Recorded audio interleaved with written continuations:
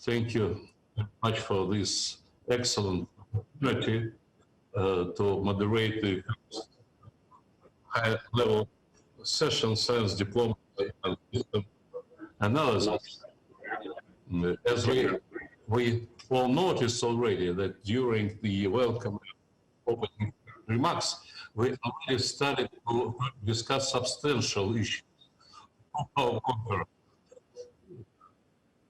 As a moderator, benefiting from my position, I'll say a few words about my own experience and the experience of my university in system analysis of international relations.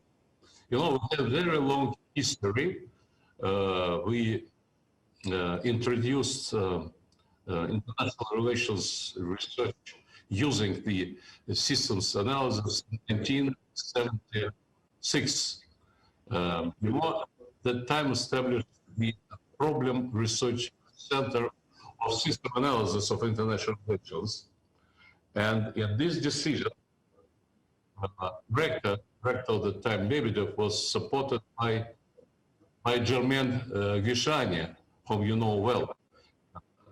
He was then the deputy chair of the State Committee for Science and Technology. Researchers of MGIMO from the beginning actively studied international experience and promoted international ties. In 1976, a research trip to the United States was organized. MGIMO researchers visited leading think tanks, including grand corporations and some leading universities. A year later, a similar visit to Japan took place. And from the beginning, working contacts were established with IIASA in Austria. The IIASA will celebrate its anniversary next year. Over time, our center became a real think tank, a factory of ideas. It showed its effectiveness not only as a center of theoretical research, but for a base for the study and teaching system analysis, but also in solving practical problems. For example, forecast on the development of the situation in Iran after the 1979 revolution laid the basis for the proposals prepared for the country's top leadership. Today, MGIMO is proud of its scientific research ecosystem, the foundation of which is the legacy of our Center of System Analysis. It has been succeeded by the Multidisciplinary Institute of International Studies.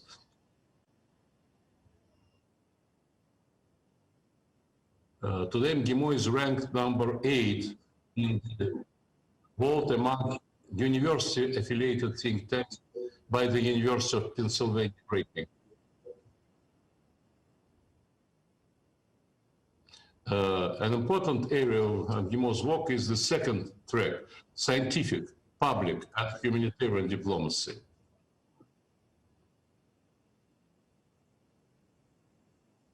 I'll mention the Russian-French Trianon dialogue is devoted this year to environmental, climate, and health issues.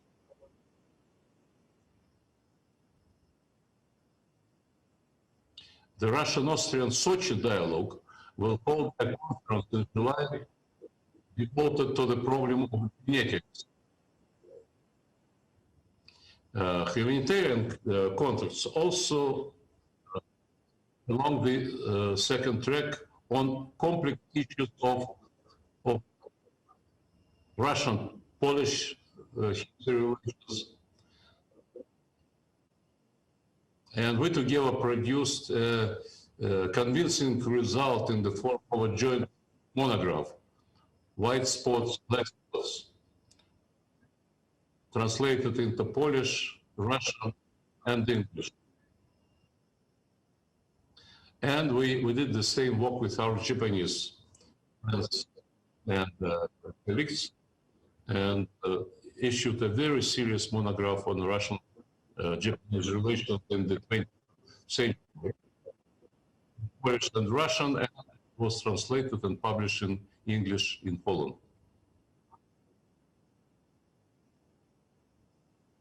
And just one more remark, just a few weeks ago, we established inside the university this special center of academic diplomacy. And the head of this center is a professor who is well known to, I think, well known to all of you, Professor Bergman, who served as the director of Science Diplomacy Center in Prague and Harvard University.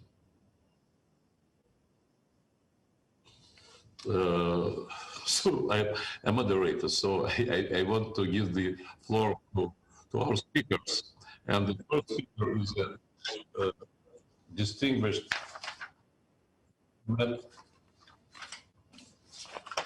Deputy Minister of Foreign Affairs, Alexander Pankin. Alexander, are you here? Alexander. No, he is not with us.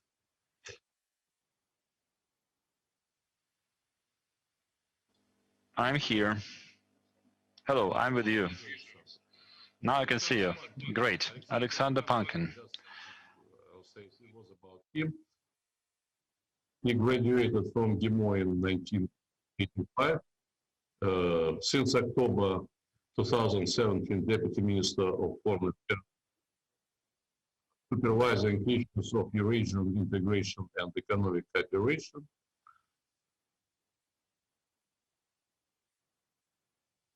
And he spent several years in Geneva, working in the Russian mission to the United Nations office, and also a few years in New York, the deputy head of our mission to the United Nations, and also served as the director of the Department of International Organizations of our Foreign Office.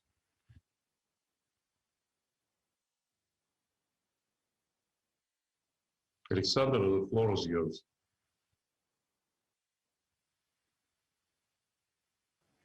Thank you very much. Colleagues from IIASA, Albert van Jaarsveld. I'll speak Russian and I can switch to English anytime it suits you.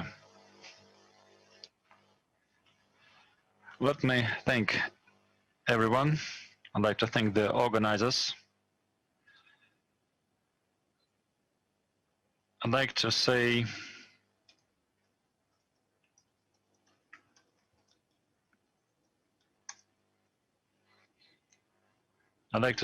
that the scientific dimension of intergovernmental contacts and other contacts is really important. And so what diplomats can do for science and what can science do for diplomats? Diplomacy is part of public diplomacy, and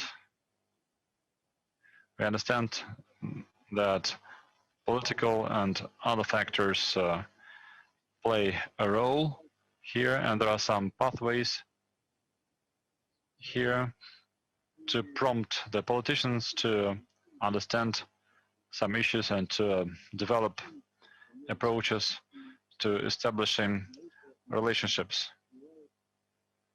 So science is the only thing answer the question what is happening, why it is happening, and what we should do next, which is really important. So we understand that Russian diplomacy, Eurasian diplomacy really needs the support of science, research, well, the equal base research efforts. So we'll talk about domination and equality later on.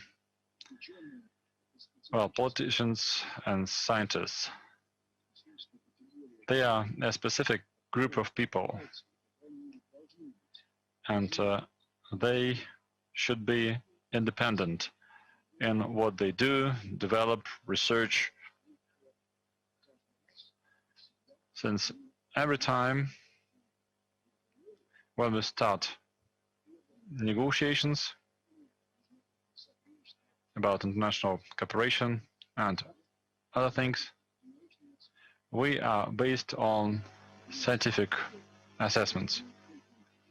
Sure, we use this scientific foundation for our negotiations. So what can science do for diplomacy and for the foreign affairs in the Eurasian area and globally? Well, science has always been in demand. We can see that communication technologies are developing, and we can see that different versions are coming of various approaches.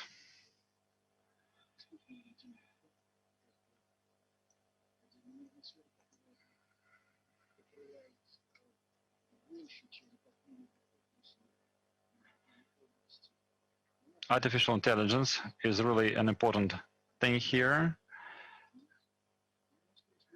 and we are now revising the legal framework and the ethical framework of our activities. Well, all this promotes science, and all the discussions and actions are often based on science. And we really need some breakthroughs here and some progress. And at the same time, we understand that there are new and old problems, and we can see some inequality issues. We can see that this is happening within countries.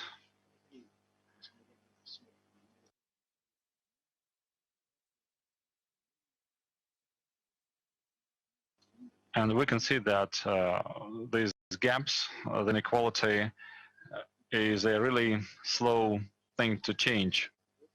And we have other things like natural issues and environmental issues. And these things need to be addressed by international politics. We need interdisciplinary assessment of the situation, and we need to be able to have some technological breakthroughs in these fields.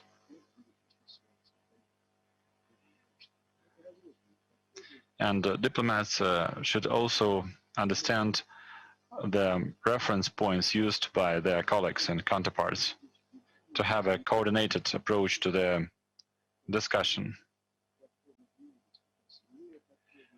We can use corporate approaches, we can use industrial approaches.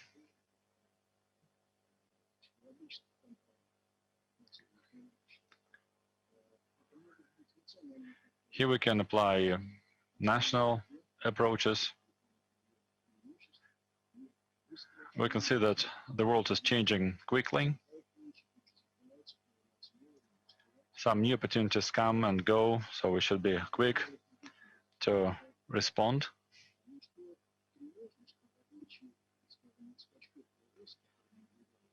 So we have seen some progress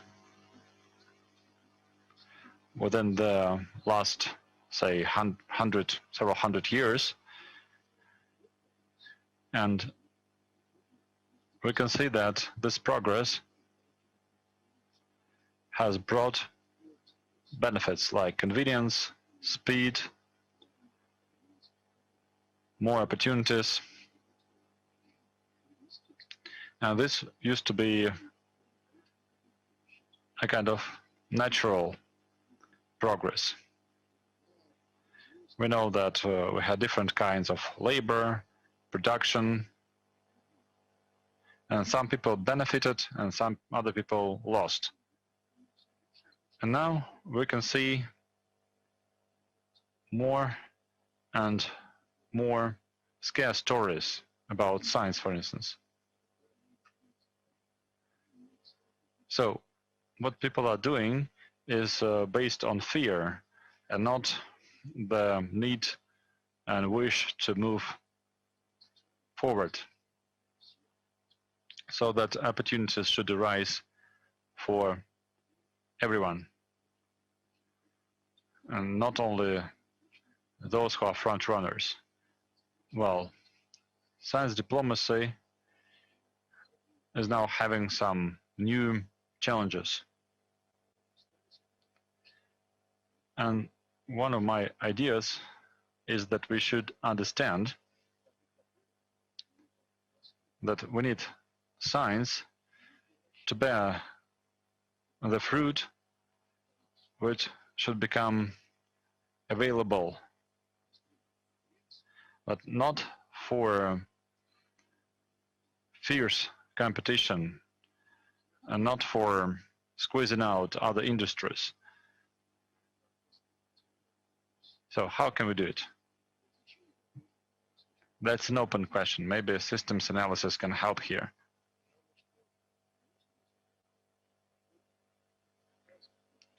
So we had the ancient Chinese approach, like let the 100 think tanks flourish. Okay, that's fine. And we see that this can happen in many places. And we should this way find some common denominator. And we understand that opinions differ, and science diplomacy is not about reaching agreement on everything. So, but we should have some coordination, some understanding of the mainstream, and we should understand the benefits and the challenges new science brings. Today, we can see that people are building roadmaps, and these roadmaps pretend to be scientifically based. But we know that this is not always the fact. And there are many. So if you have many opinions supporting something, it doesn't mean that this is the only right option to follow, because sources and opinions differ.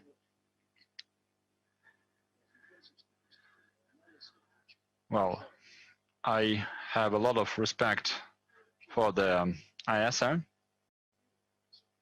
which is a really important point for international cooperation. And now we can see that internationalization of science is getting weaker. We cannot see the great mega projects designed for breakthroughs. So we have some contacts at the level of corporations, but they are not international projects. As we have mentioned, one country, even the advanced and the strong ones, well, including Russia, they cannot address these challenges on their own. This means that we should think about the new areas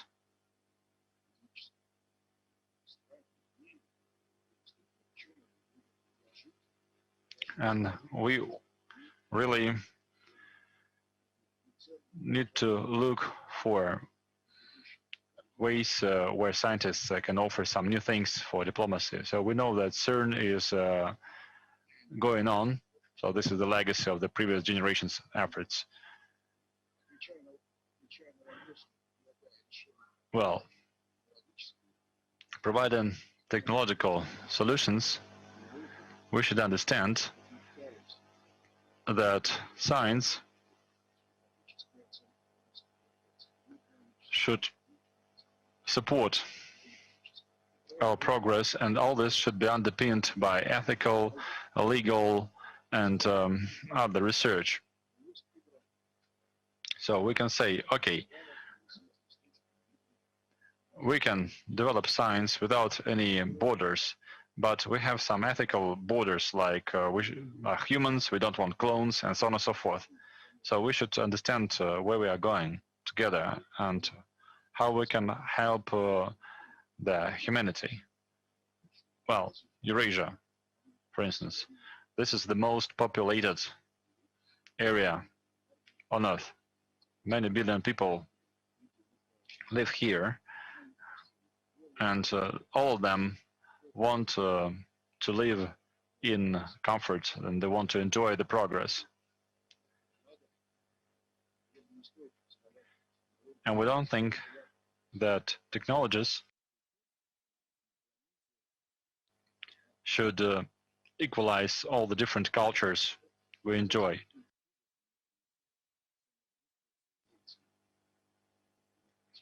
We don't think that we should be all going in one direction. So it's not a one-size-fits-all approach. So we understand that science should help diplomacy, and diplomacy should help science.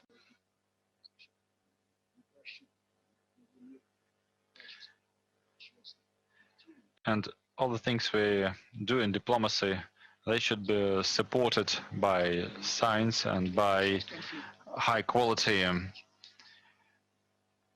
data. So diplomacy is there to prevent conflicts, to mitigate conflicts, and to respond to conflicts. And the free development of science and technology in any field can sometimes bring conflicts. So we don't want the conflicts to be technologically advanced. So that's what is happening now. So I understand that the military are using science, but we understand that now we have technological revolutions, and we don't want all of this to be used in such a way that it's not us, say, humans or diplomats determining the future, but rather the artificial intelligence, which can be limited. Well, I'm deputy minister, but now I'm putting on the citizen's head. And, you know, the program is as good, or the software piece is as good as the designer of this software. So we can see that even small pieces of this AI can be really defect and not very good. So as for the big data, this is really important. So we need to properly analyze various events and happenings and human profiles. And we have here consulate support things like passports, IDs, national IDs, and border crossings and other things. So all of this can be a good part of relationships between the political agencies, and we see some other things here. So hopefully I have given you a realistic assessment of the situation we have today in terms of the international agenda. So can we stop the nuclear war, for instance? So 30 years ago, scientists said that it shouldn't be started because this will be, you know, the beginning of the end. But now some scientists, well, not propaganda people, but now well, scientists who would say that this shouldn't be done. So these scientists are not there. So these voices are not heard. And that's why we can see some new approaches to some limited or low-scale nuclear war and so on and so forth.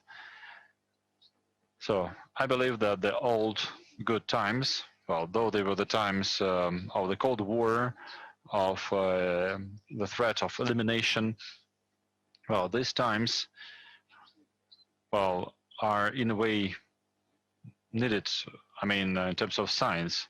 So in terms of science, not for propaganda. So this approach is really important.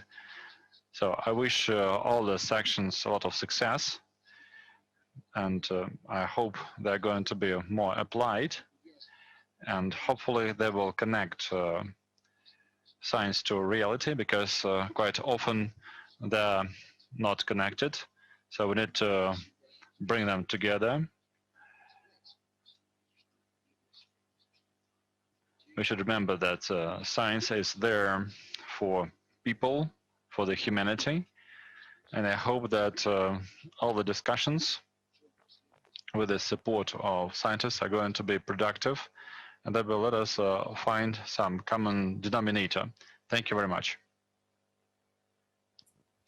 Thank you, Alexander. You raised some very important questions, and I'm sure that some of them would be the core of our further discussions. And now I have the pleasure and honor to give the floor to Levien, who is well known as the former director of the Institute of Applied System Analysis, who spent much time with the RAND Corporation as one of the vice presidents of RAND, and who is well known as a distinguished expert. So, Roger, the floor is yours. Thank you. Good afternoon to you in Moscow and to virtual participants across the world. I'm going to tell you about IIASA as a case study in science diplomacy. IIASA was the child of science and diplomacy. It contains the heritage of both its parents, and much of what it does involves or is science diplomacy. To help me, I'm going to share some.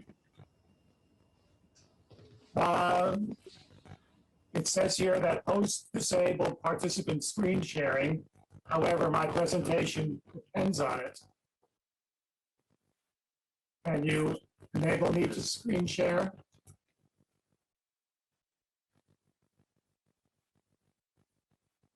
I have a problem. The slides will not show.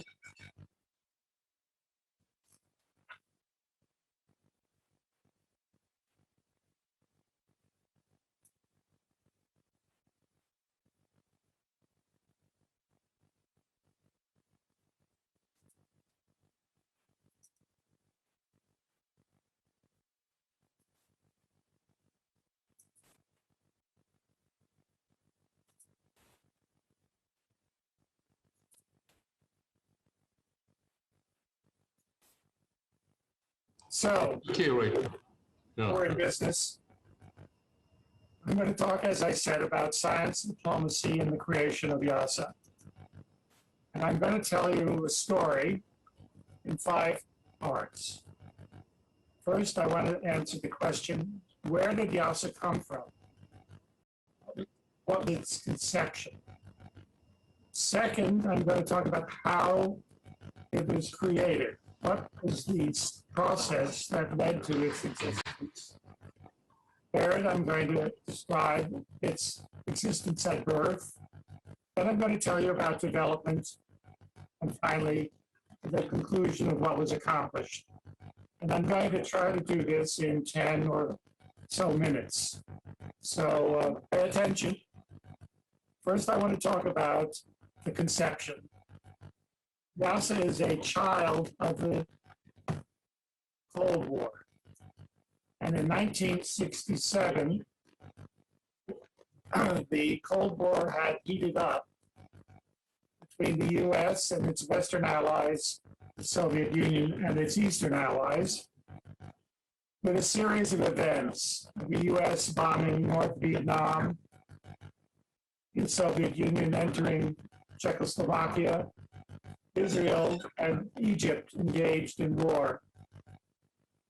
It was a tense time in the Cold War, but there was an opportunity presented by a UN meeting on the Israeli-Egypt conflict, which brought the Prime Minister of the Soviet Union, Alexei, to the U.S.,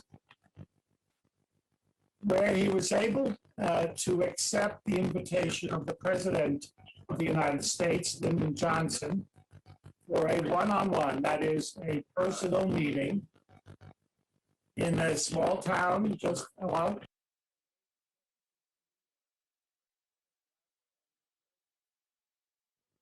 there wasn't a lot of outcome from that meeting in big diplomacy.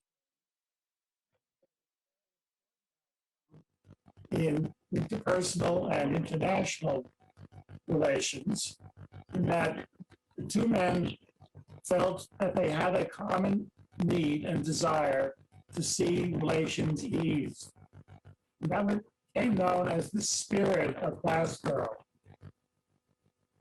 Lyndon Johnson had been thinking for the previous years about ways to start up and bridge build between the West and the East.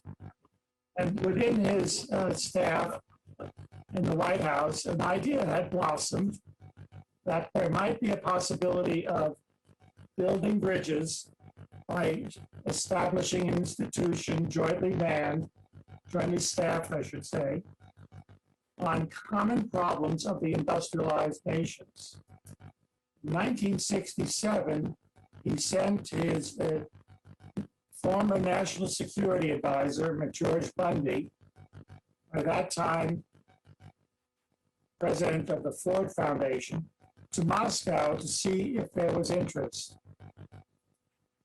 And that interest existed and was took the form of a meeting with Gvishiani, who at that time was the Deputy Minister of the State Committee on Science and Technology, and incidentally, Alexei Kosygин's son-in-law, and also Alexei Gvishiani's father. Gvishiani was the right man, the right person in the right place at the right time. He had a strong interest in bringing Western management practices into the Soviet system. He had many contacts in the West because he was engaged in the interaction with Western industry, spoke fluent English, and had many of the management books, classics, translated into Russian as part of his interest in establishing.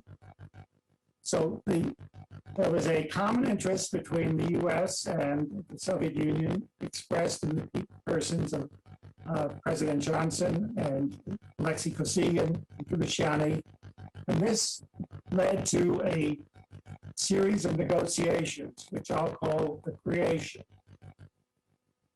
Over the course of 5 years, senior scientists negotiated. Representing the West was the president of the National Academy of Sciences, Philip Handler. Representing the East was German Gvishiani. And each of them, of course, had colleagues participating with them.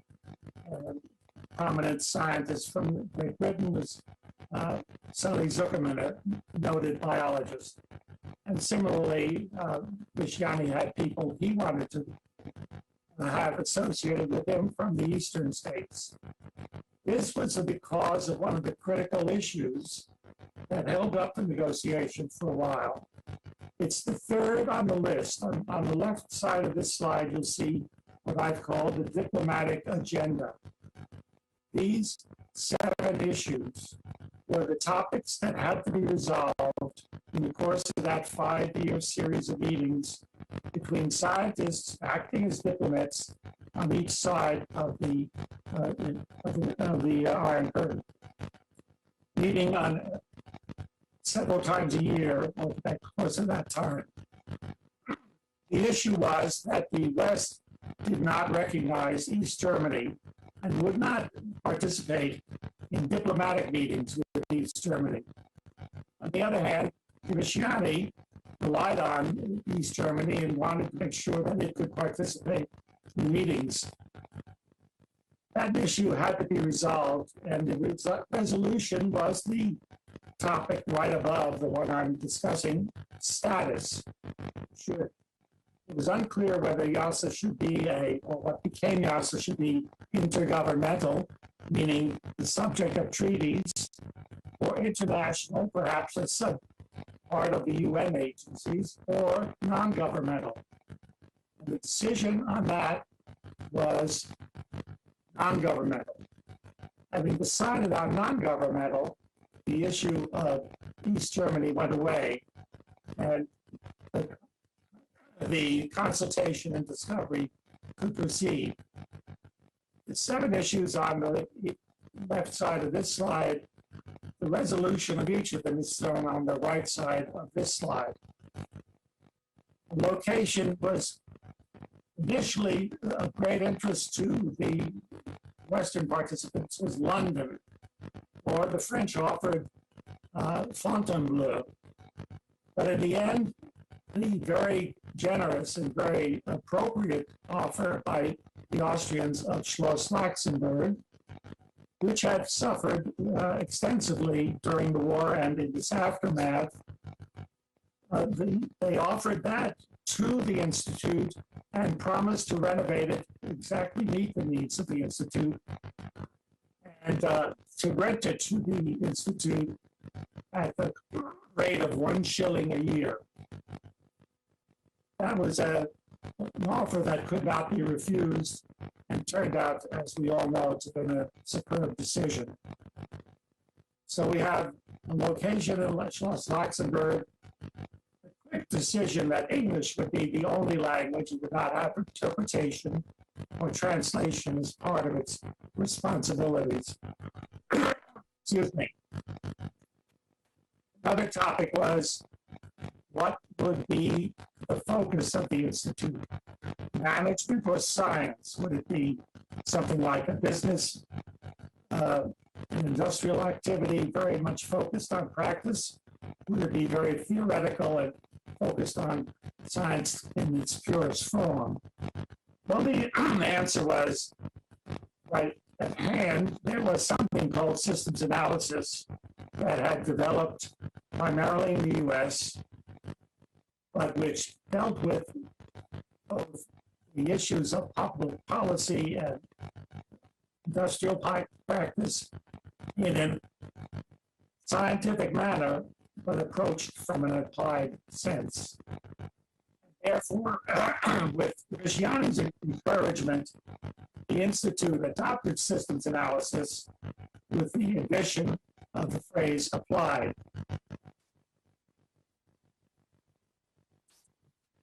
So applied systems analysis is a discipline that had not existed in that, at least had not been described that way before, and neither did international applied systems analysis exist.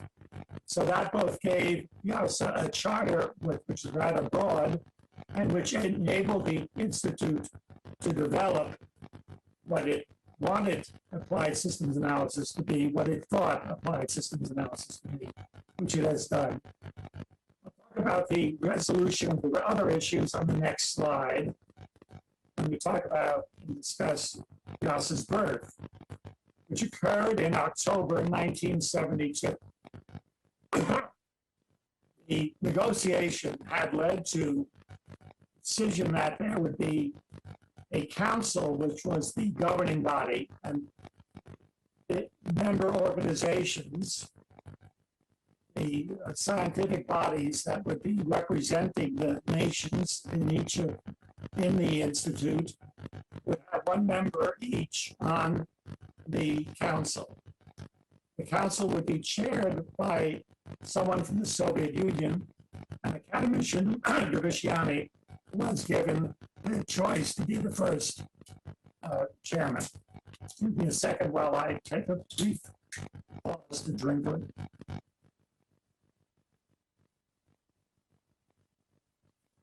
Okay, and then the actual operational day-to-day management of the Institute would be a director from the United States. The first director was Professor Howard Rafer from the Harvard Business School. Howard was a professor of precision science and had participated in negotiations during the course of that 5-year period. After he had to return to Harvard in 1974, I was appointed the director. I had come from the RAND Corporation, where I was head of the Department of System Sciences and active in the adoption of system analysis to non-military problems. There were 12 national member organizations initially, 5 from the East, 7 from the West. 3 were represented by academies of science. The others formed special committees to carry out the representation. And of course, it was located, as I said, outside of Vienna. Here is the cast of characters that I just mentioned to give you a little sense of what it looked like 45 years ago. Now, the major set of issues that existed were diplomatic and managerial. IIASA being a different kind of institution, every internal management and organizational decision also had an international component. Let me start with the issue of what projects should be on the agenda. Howard Rafer thought when he began that it should be 1 or 2 projects and that they should be things that every member was interested in. After soliciting their opinions, he found that there was no project that was of interest to all of the members. He fell back on what has been the policy from then on, that the agenda of the Institute would be a portfolio, a balanced set of projects in which every member organization can find at least a few of interest. The second problem was, what is an international problem? As I saw it, when I took over the directorship, there were 2 kinds of international problems. Global problems like energy supply and nowadays climate, which can only be resolved by more than one nation acting together. And there are universal problems, which every nation has: healthcare, water quality, technology management. You can resolve it individually, but they are universal, and there may be some common lessons that can be learned or practices developed that all can share. So the research program contained both global and universal problems. The third problem that arose was the research staff. Which disciplines, from which countries, with what experience, and for how long? The answer was balanced research teams. The most critical balance was interdisciplinary. As most of you know by now, interdisciplinarity is a difficult discipline to carry out. Academics tend to be very sharply disciplinary, but we needed a mix of disciplines to deal with practical problems. Secondly, there had to be scientists with an applied cast of mind. And of course, they had to be international. And one of the issues that the IIASA at that time was to balance the teams between East and West.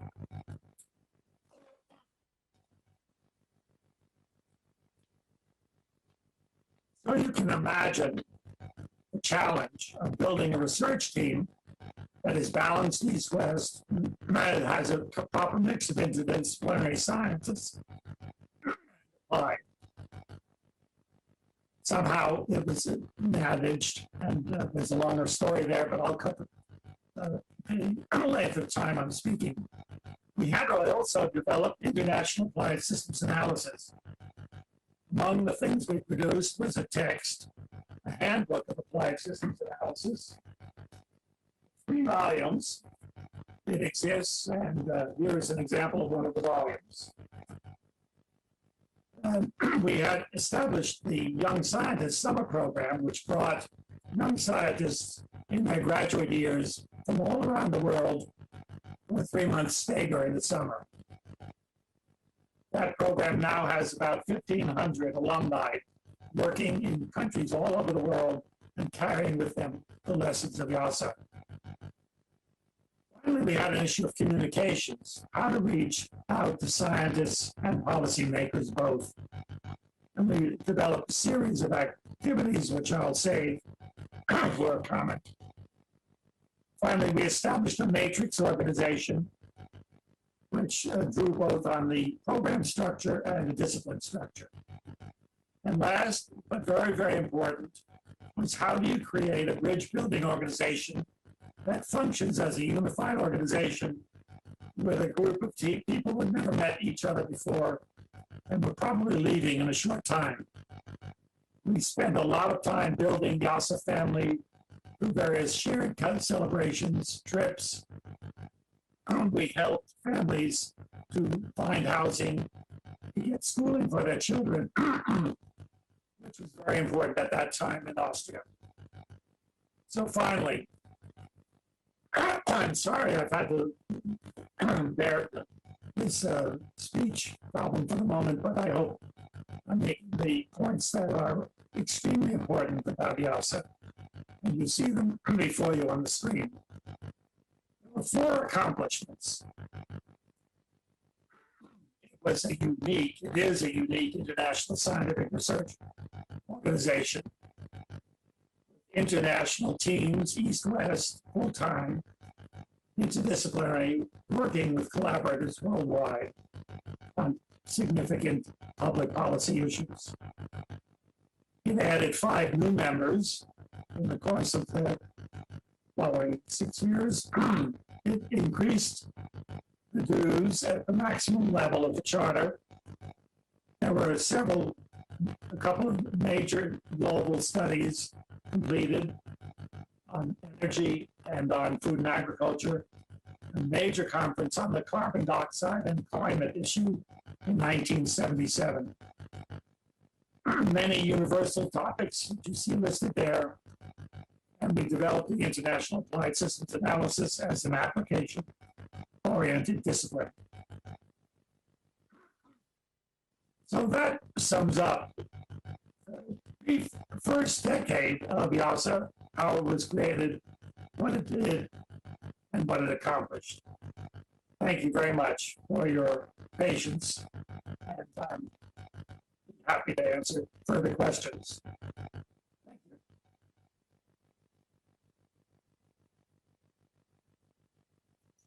Professor Levien, thank you very, very much for your very interesting historical observation of the activities of the Institute. Very useful and interesting for all of us. At the same time, I should remind you, dear friends, that we're out of schedule already. Because of some unexpected circumstances, I have to leave our session, and that's why I asked Professor Pankin all the rest. So excuse me, and thank you very much. Nowhere. Thank you.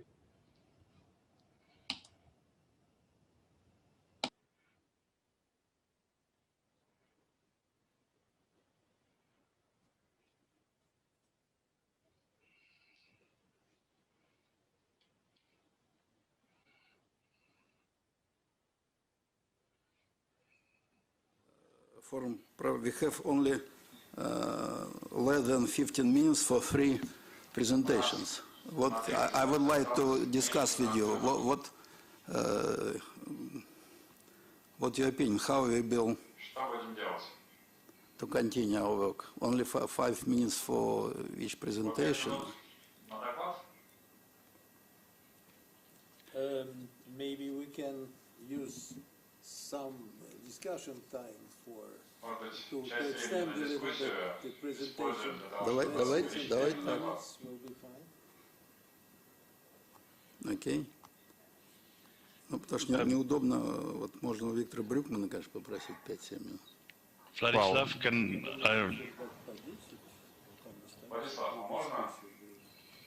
Да, я слушаю, да. Sure, you're welcome. А веду я с вами, да. Кто меня спросил? Vladislav, if I may, can I also... А кто говорит? У меня ничего на экране нет, я не знаю. Okay, and who is that speaking? I cannot Sorry, see. it's Albert van Jaarsveld speaking. Vladislav, I just came to my attention that Sir Peter Glugman is of course in New Zealand. This is beyond midnight for him already. I was wondering whether we could ask him to go first of the remaining speakers in this session, if that's possible.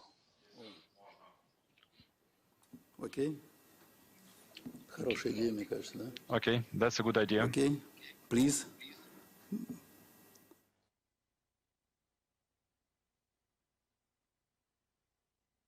Thank you very much. I'm Peter Gluckman. I'm President-elect of the International Science Council. I'm President of the International Network of Government Science Advice. And within that network, we operate the Foreign Ministry Science and Technology Advisory Network, which is a network of about 40 countries who work together in a track 2 science diplomacy relationship. I think it's really important to think about science diplomacy in relationship to a new way of thinking about it.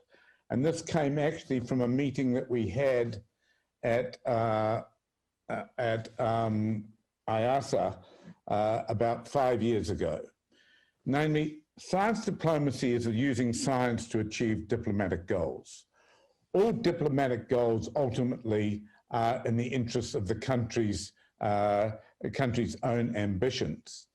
But within that, there are actions which are directly for the national interest of a country. There are actions which are for bilateral or regional interest, such as environmental management together. And then there's actions in the interest of the global commons.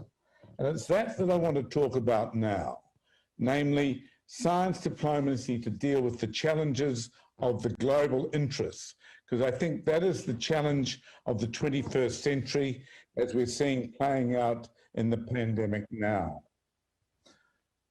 If you think about the global challenges, there are obviously common issues that we all confront, and which if countries pursue a national as opposed to a global approach, it will ultimately work against their own self-interest.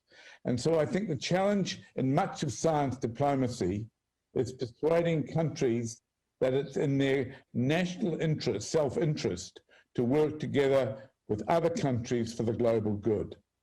COVID demonstrates this dramatically. Clearly, global cooperation on COVID is going to terminate the pandemic far quicker and more effectively than nationalistic, individualistic actions.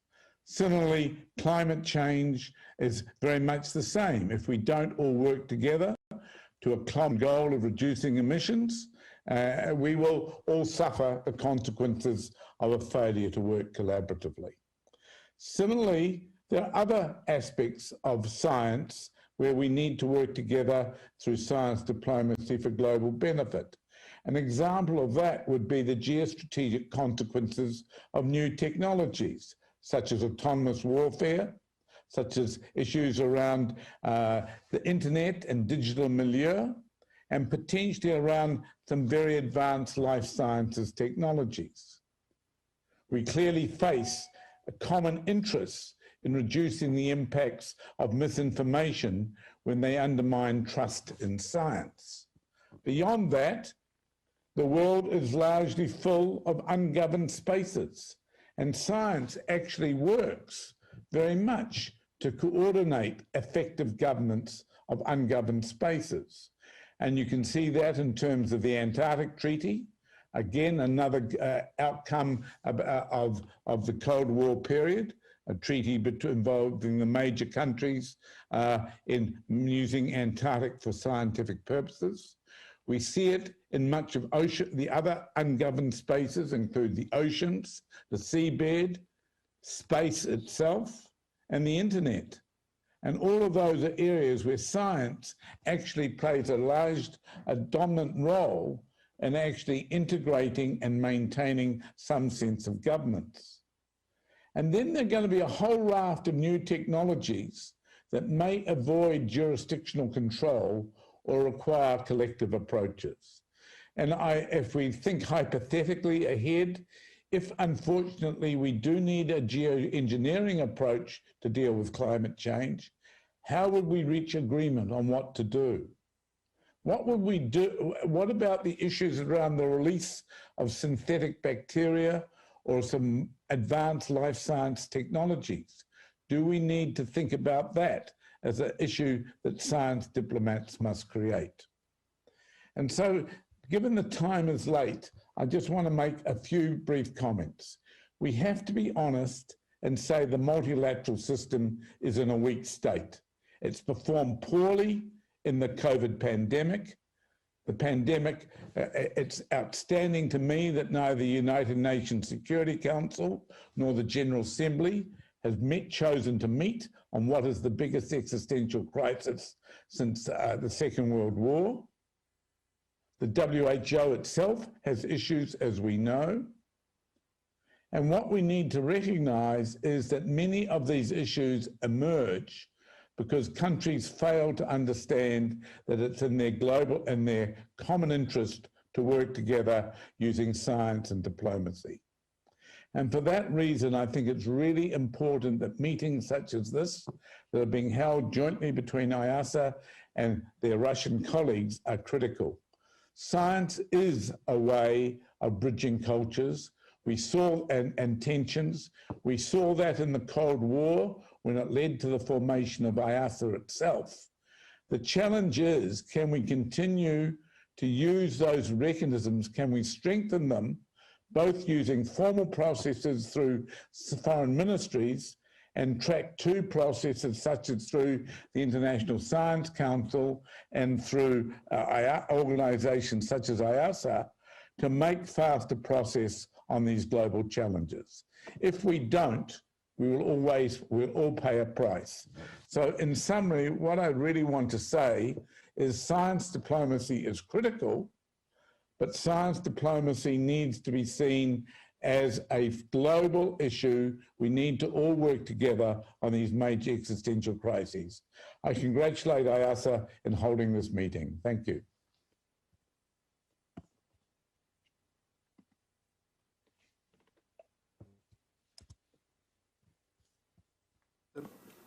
Thank you for your presentation. And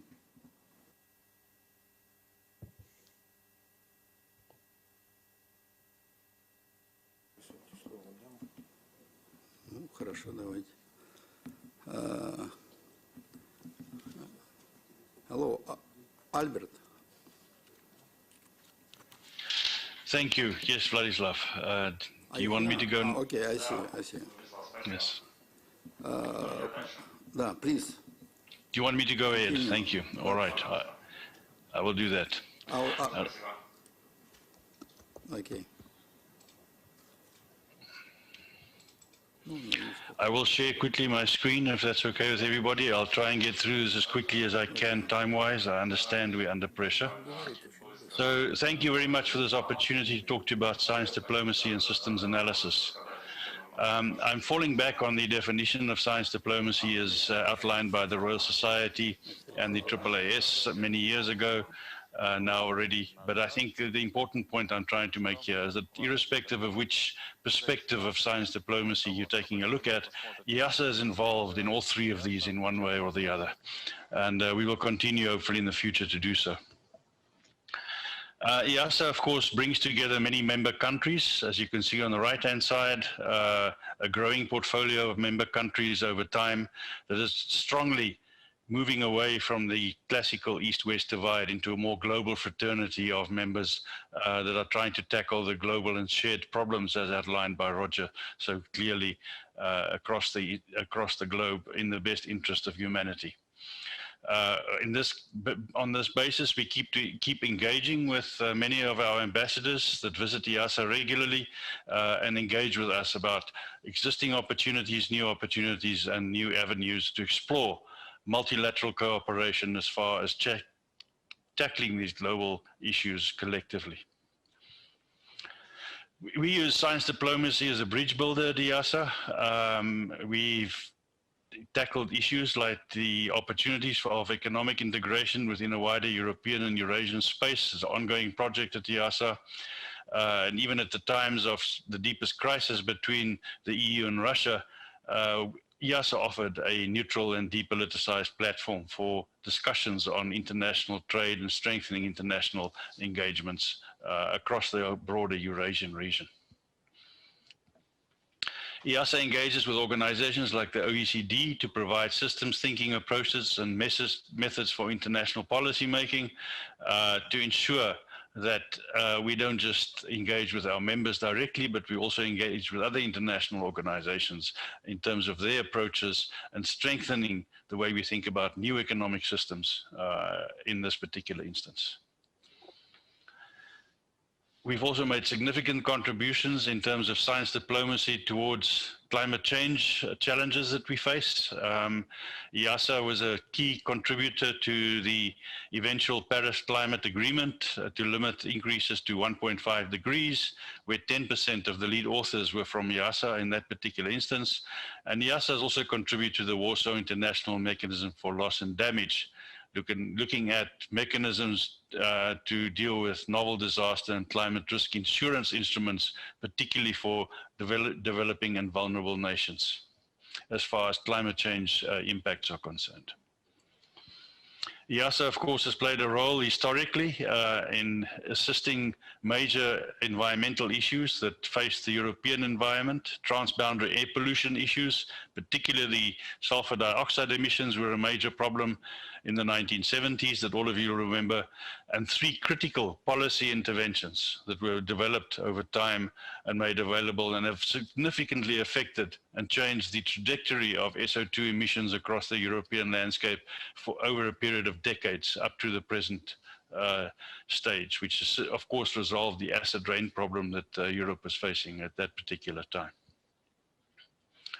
We also tackle new interesting projects on international cooperation. This is one that focuses on the nexus between food, water, and energy issues in a transboundary river basin in an area where there's interest from China, India, and Pakistan. And working in the Indus Basin was a very interesting exercise for us, but it helped us understand quite clearly the policy implications of working in a transboundary landscape in the mutual interest of all participants.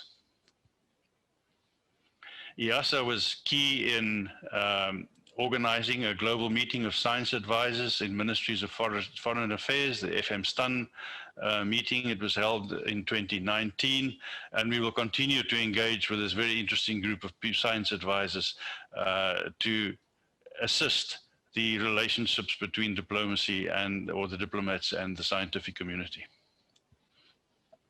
IIASA was also instrumental in creating the Bridges Network. It's a big research infrastructures for diplomacy and global engagement. These big research infrastructures that we collectively create as nation states. There was reference by the Deputy Minister earlier to CERN. These are just some of the others that are on the table at the moment. We feel that these create a significant opportunity for science diplomatic efforts and collective multilateralism as far as big infrastructure is concerned. But as the Deputy Minister indicated, we need similar kind of efforts and similar kind of approaches to address the big global challenges that we face. It shouldn't just be revolve around a big infrastructure, but it should be pervasive in terms of cooperation to ensure that we can tackle the big global challenges that we face as humanity. Lastly, I'd like to just finish off to remind you that science diplomacy is a key component of the new IIASA strategy, which we started rolling out at the beginning of this year. We are trying to use science to strengthen bilateral and multilateral relationships, particularly to achieve the Sustainable Development Goals. And we see that see this as a strategic objective in the new strategy, and make sure that we can contribute to the resolution of many of our emerging global challenges through collaborative research work in the first instance, but then also through multilateral diplomatic efforts in the long run. So with that, I would like to finish. Thank you very much. Appreciate your attention, and we look forward to the further deliberations.